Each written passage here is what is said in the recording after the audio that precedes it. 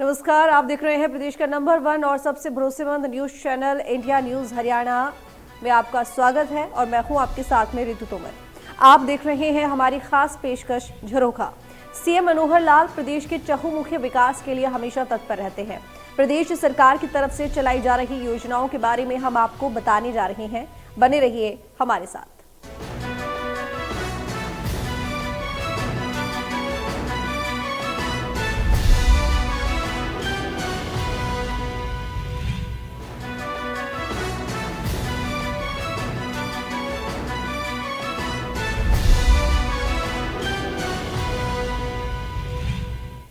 चंडीगढ़ में सीएम मनोहर लाल ने press conference कर कहा कि कोरोना की वजह से टीचर ट्रांसफर ड्राइव नहीं कर रहे हैं, लेकिन अब हमने टीचर ट्रांसफर ड्राइव शुरू कर दी है। वहीं उन्होंने कहा कि कुछ कठिनाइयां आ रही हैं, लेकिन हम उसे ठीक कर रहे हैं। इस दौरान सीएम मनोहर लाल ने बताया कि प्रदेश में 100 स्कूल ऐसे हैं जिसमें विद्यार्थी कम और शिक्षक ज्यादा हैं। स्कूलों को लेकर कांग्रेस पर भी सवाल करते हुए कहा कि कांग्रेस के समय में 500 से ज्यादा स्कूल मर्ज किए गए, लेकिन हमने सिर्फ 120 स्कूल मर्ज किए। और क्या उन्होंने कहा, सुनिए। शिक्षा क्षेत्र में जिस मैंने बताया,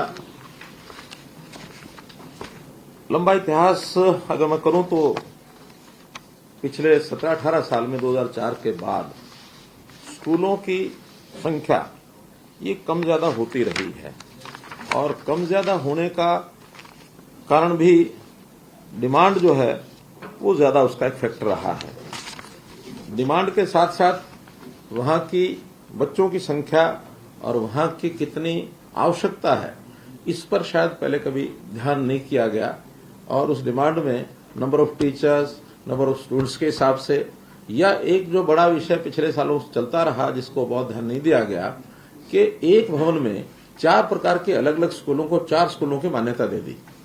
यानी एक ही भवन में वहां पहली से 5वीं प्राइमरी स्कूल है, उसी भवन में 6ठी से 8वीं मिडिल स्कूल है, उसी भवन में 9वीं से 10वीं हाई स्कूल है और उसी भवन में 11वीं 12वीं सीनियर सेकेंडरी स्कूल है। 4 स्कूल मान करके और 4 हेड वहां नियुक्त कर दिए। ये नहीं ध्यान में रखा कि एक जो स्कूल है जिसको मानो 9वीं 10वीं है या 11वीं 12वीं है, 2-2 क्लासेज हैं, कई बार तो सेक्शन ही एक होता है और वहां टीचर चूंकि सब्जेक्ट वाइज होते हैं, तो जिन टीचर्स को एक मिनिमम पीरियड 30 पीरियड 35 पीरियड पढ़ाने होते हैं सप्ताह में, उनको पढ़ाने का स्कोप ही नहीं है। यानी 2 क्लासेज है, रोजाना 2 पीरियड पढ़ाएंगे तो 15 पीरियड 14 पीरियड हो, 14 भी 7 दिन है, 6 दिन है तो 12 पीरियड। इसके बाद वो कहता मुझे तो फिजिक्स के 12 पीरियड ले लिए, मैं क्या करूं। कसूर उनका भी नहीं है, ये हमारी व्यवस्था का दोष था।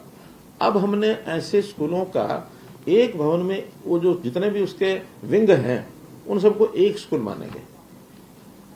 प्राइमरी तक है तो केवल प्राइमरी मानेंगे, अगर वो 8वीं तक है तो उसको मिडिल मानेंगे, 10वीं तक है तो हाई मानेंगे, सीनियर सेकेंडरी 12वीं तक तो 12वीं मानेंगे। एक हेड होगा उस स्कूल का, बाकी सब विंग इंचार्ज रखेंगे ताकि उस विंग की छोटे मोटे जो एडमिनिस्ट्रेटिव काम है उसको वो देख सकें, लेकिन हेड एक होगा और वही सभी टाइम टेबल से लेकर के और टोटल बच्चों के वेलफेयर के नाते से जो जो स्कीमें होंगी वो बनाएंगे। 11वीं 12वीं का भी जो पीजीटी टीचर है वो 9वीं 10वीं को भी पढ़ा ही सकता है, ऐसा तो नहीं पढ़ा सकता, तो उसको पढ़ाने के लिए 4 क्लासें मिल जाएंगी सब्जेक्ट वाइज। 4 सेक्शन अगर वो डेली मिलते हैं तो 6 चौक 24 तो हो ही जाएंगे।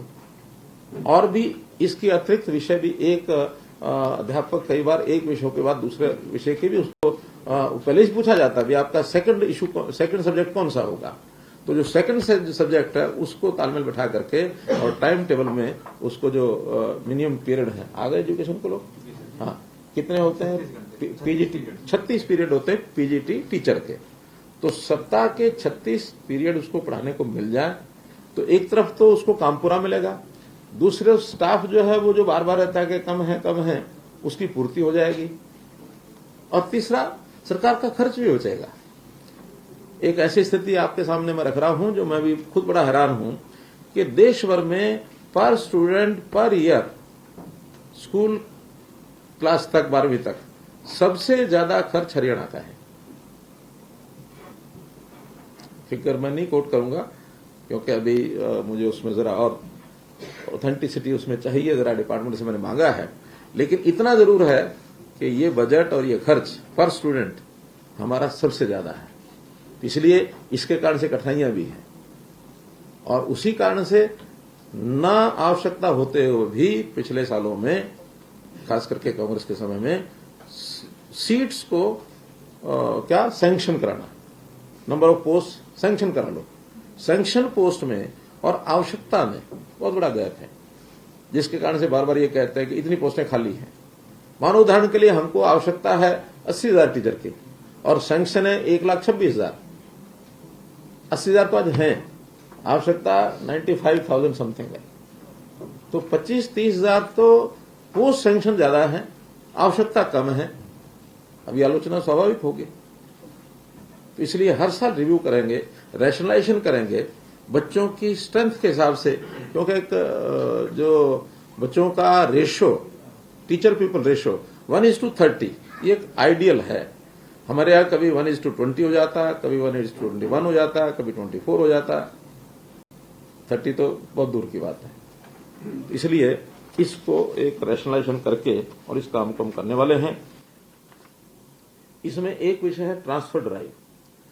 ट्रांसफर ड्राइव 2016 से हम कर रहे हैं और हमारी पॉलिसी ऐसी है कि पूरे देश में काफी प्रांतों ने इसको अडॉप्ट किया है और इसका जो सेटिस्फेक्शन लेवल है, आप सुनकर के आपको सबको अच्छा लगेगा।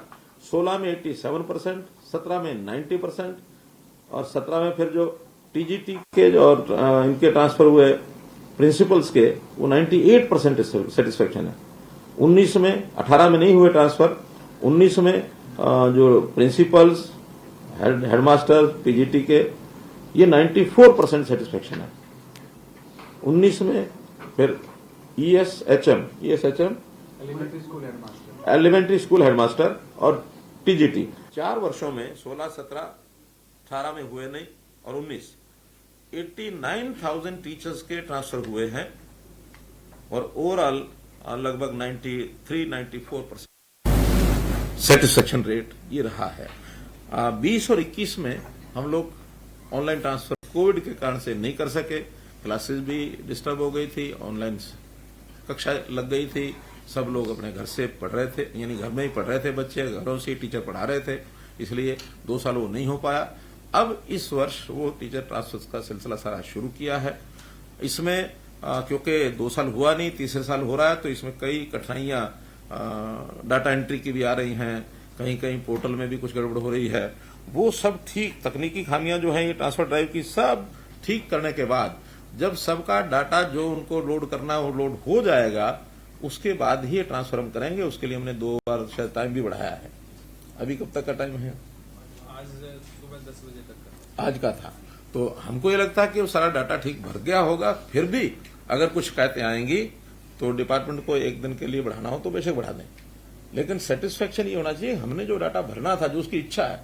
वास्तव में तो ये ट्रांसफर पॉलिसी का सबसे बड़ा जो उसकी विशेषता है कि टीचर की जो इच्छा है उसके हिसाब से अपने स्थान पर जाए। क्रम कैसे बनेगा? क्रम सीनियोरिटी से बनेगा। सीनियोरिटी कैसे बनेगी? प्रमुख उसमें फैक्टर है age. Higher the age senior he would be. Number of years, कितने सर्विस उसका है, वो नहीं है इसमें। हाँ, लेकिन उसमें भी कुछ कैटेगरीज को हमने प्रेफरेंस दी है।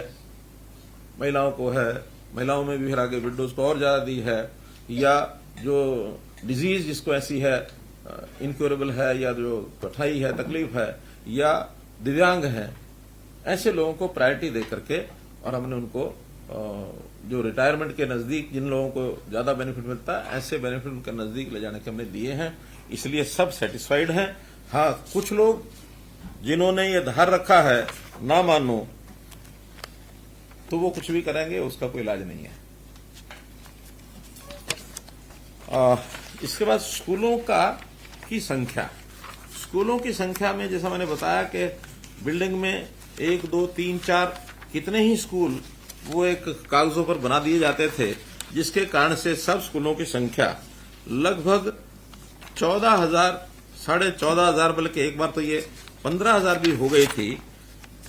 और वो 15,000 स्कूल नहीं है, वास्तव में बिल्डिंग्स तो 9 से 10,000 के बीच में ही बैठती हैं। तो अब हमने उन स्कूलों को मर्ज कर दिया है, और मर्ज करते समय एक बिल्डिंग में जितने स्कूल हैं सबको एक स्कूल माना जाएगा। उसमें कोई बंद किए ऐसा नहीं है, ये जो शोर में जरा स्कूल बंद करके स्कूल बंद कर दिए, स्कूल बंद कर दिए। मर्ज किए हैं वही क्लासेस हैं, वही बिल्डिंग है, वही उतने ही सेक्शन है, लेकिन मर्ज करने से अध्यापकों का जो शोर होता था कि अध्यापक कम है, वो ठीक हो गए। तो फिलहाल इस बुलेटिन में इतना ही। देखते रहिए इंडिया न्यूज हरियाणा।